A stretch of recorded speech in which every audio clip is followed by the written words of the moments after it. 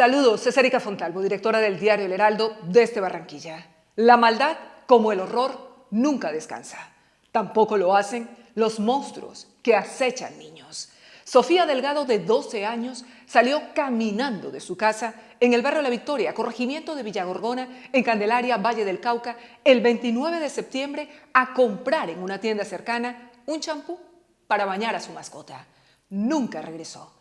Antes de arribar a su destino, fue secuestrada y cruelmente asesinada por Brian Campo Pillimue, de 32 años, su vecino, quien confesó el atroz crimen y condujo a la policía al cañaduzal donde la había enterrado. El dolor indescriptible, como la descomunal rabia e indignación que ahora nos causa su absurda muerte, nos retrotraen al que nos produjo en su momento el rapto, abuso sexual y asesinato de Michelle Dayana González, de 14 años, en Cali, el 7 de diciembre de 2023, a manos de Harold Echeverri Orozco, y el de Juliana Zamboní, de 7 años, el 4 de diciembre de 2016, en Bogotá, quien fue sometida a los vejámenes más espantosos e inimaginables por Rafael Uribe Noguera. Mismo patrón de violencia criminal, similar perfil de víctima, distinto psicópata.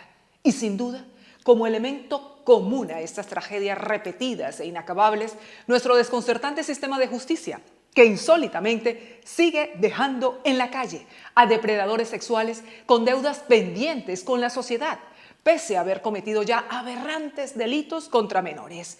Parece que el sistema se esforzara en hacer de estos insultantes crímenes de violencia sexual contra niños, niñas y adolescentes algo casual o anecdótico, normalizando lo peor de la escoria humana.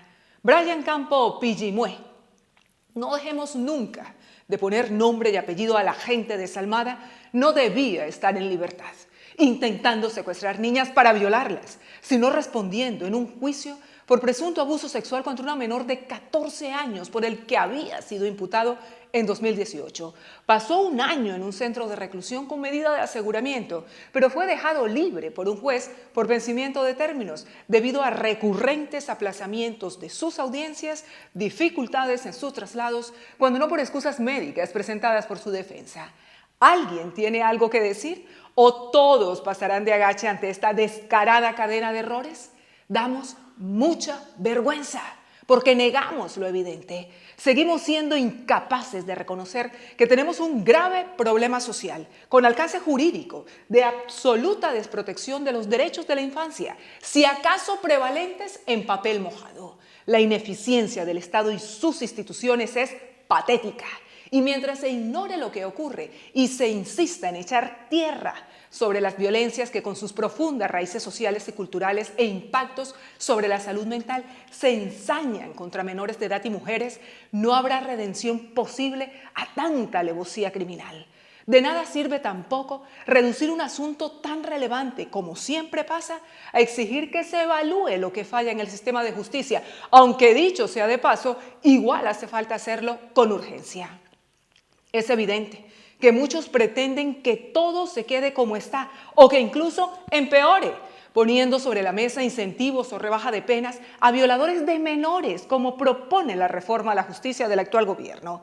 Lo que necesitamos entender es por qué, como Estado o sociedad, nos seguimos equivocando al sustentar un orden legal que resulta en exceso garantista con los victimarios, en vez de asegurar la protección que demandan las víctimas.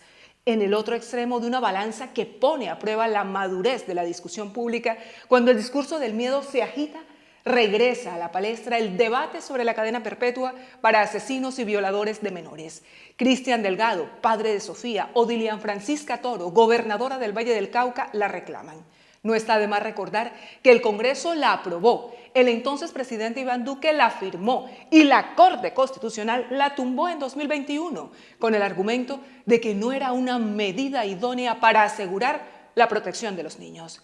Cierto, pasar el resto de su vida en una cárcel o penas más altas no disuaden a un monstruo de cometer sus fechorías, aunque al menos sí lo podrían excluir para siempre de la sociedad. Claro que más allá de los obstáculos de orden constitucional o jurídico que supondría esta condena, el riesgo es que el Estado tan distendido como es en el cumplimiento de sus responsabilidades, se sienta exonerado de adoptar políticas públicas para salvaguardar la integridad de los niños. En todo caso, una ley no basta para cambiar tanta abominación. 374 menores fueron asesinados entre enero y agosto. 70.000 han sido víctimas de violencias, 18.000 de ellos sexuales. El 94% de los casos termina impune. Todo mal. Sin prevención ni educación, tampoco recursos o estrategias orientadas a proteger nuestra infancia para eliminar los riesgos que la amenazan, continuaremos reproduciendo los habituales parámetros enfermizos que hacen crónica la maldad de la gente. Desde el Heraldo, seguimos en contacto.